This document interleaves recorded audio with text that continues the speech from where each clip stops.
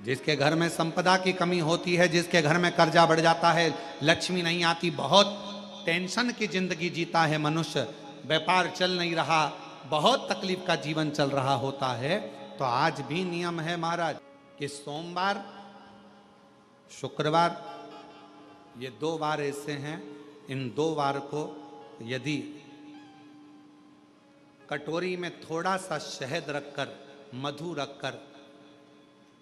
यदि लक्ष्मी जी का स्मरण किया जाए और माता लक्ष्मी जी का स्मरण कर कर एक लाल पुष्प उस कटोरी के सम्मुख में माता लक्ष्मी का नाम लेकर रखा जाए और बाद में वही शहद, वही मधु और वही पुष्प सोमवार का दिन और शुक्रवार के दिन लक्ष्मी का पूजन कर कर, स्मरण कर कर, दूसरे दिन शुक्रवार के दिन पूजन करें, शनिवार के दिन उस मधु का, उस पुष्प का विसर्जन करें, सोमवार के दिन पूजन करें लक्ष्मी जी का स्मरण कर कर, और मंगलवार के दिन अगर विसर्जन करें, 5 या 7 सोमवार या शुक्रवार को यदि आप मधु का भोग लक्ष्मी जी को लगाना प्रारंभ कर दें, शिव का नाम स्मरण कर कर, तो उसके घर में कभी संपदा की कमी नहीं होती, लक्ष्मी उस संपदा को बढ़ाती है। प्रदोष काल के समय पर वट वृक्ष के नीचे दिया लगाया जाता है, वट वृक्ष के नीचे लौंग का मात्र भोग रख दिया जाता है। लौंग मात्र, अगर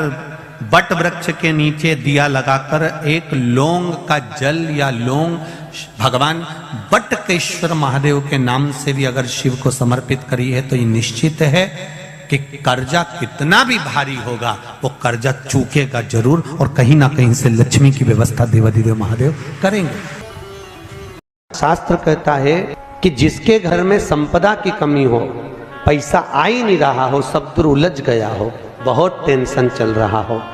गन्ने का रस, गन्ने का रस जानते हो, ईख का रस, गन्ने का रस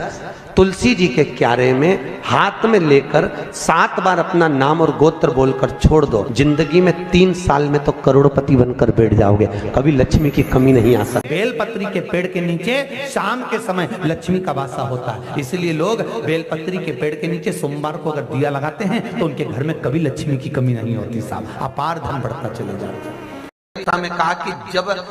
धन कम हो, संपदा कम हो, व्यापार नहीं चल रहा हो, बहुत कष्ट, बहुत तकलीफ की जिंदगी निकल रही है,